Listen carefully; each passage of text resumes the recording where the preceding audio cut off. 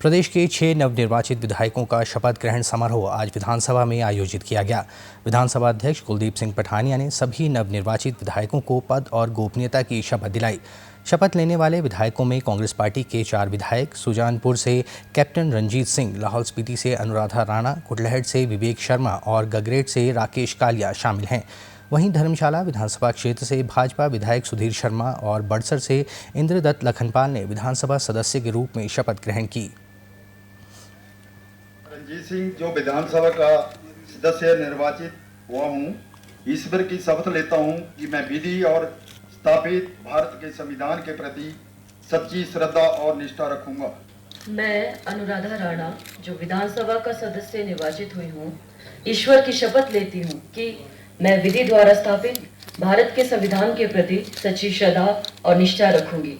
विवेक शर्मा जो विधानसभा का सदस्य निर्वाचित हुआ हूँ, ईश्वर की शपथ लेता हूँ कि विधि द्वारा स्थापित भारत के संविधान के प्रति सच्ची श्रद्धा और निष्ठा रखूंगा।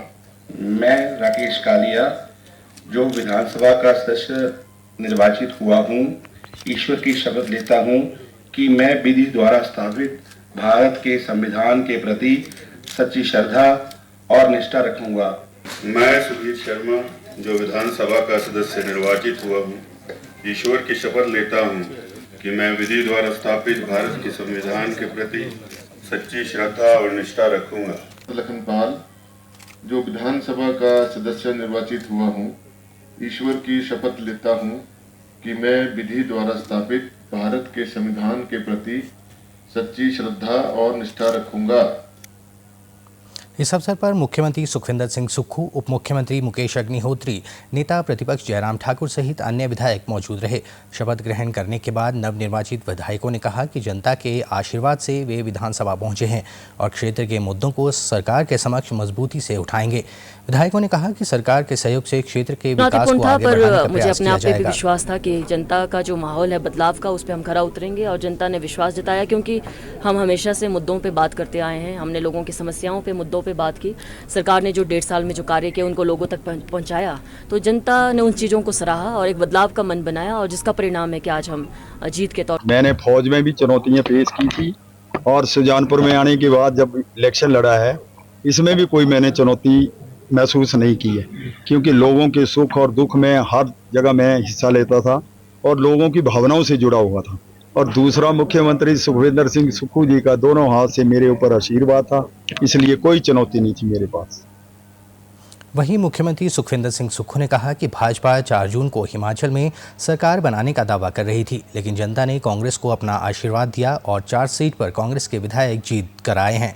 मुख्यमंत्री ने दावा किया कि प्रदेश सरकार और मजबूत हुई है।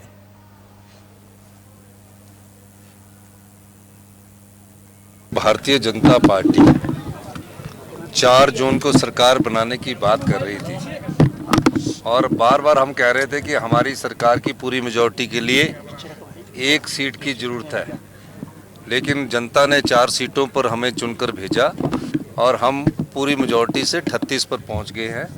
अब 3.5 साल हमने लोगों के कार्य करने हैं। निश्चित तौर पर हिमाचल प्रदेश को आत्मनिर्भर बनाने की दिशा में हमने कुछ फैसले किए हैं। इस मौके पर नेता प्रतिपक्ष जयराम ठाकुर ने कहा कि लोकसभा और विधानसभा उपचुनाव में भाजपा ने अच्छा प्रदर्शन किया है और 4 लोकसभा सीट भाजपा ने जीती हैं, जबकि भाजपा के 2 विधायक भी बढ़े हैं। जयराम ठाकुर ने कहा कि 3 को होने वाले उपचुनाव में भी भाजपा अच्छा प्रदर्शन करेगी।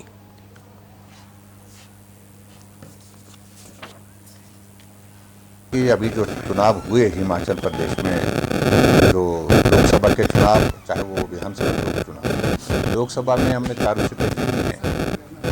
68 में से 61 सीटों पर भारतीय जनता पार्टी ने जीत हासिल की है। लोकसभा की 1 सीट हमने कांग्रेस पार्टी से छीनी है और 6 उपचुनाव में भी हमने 2 सीटें कांग्रेस पार्टी से छीनी है। 6 की 6 कांग्रेस की थी। हम लगातार आगे बढ़े और अभी जो उपचुनाव हिमाचल प्रदेश में 3 विधानसभा क्षेत्र के हैं, वहाँ भी हम जीत हासिल करेंगे, ऐसा मुझे पूरा भरोसा है।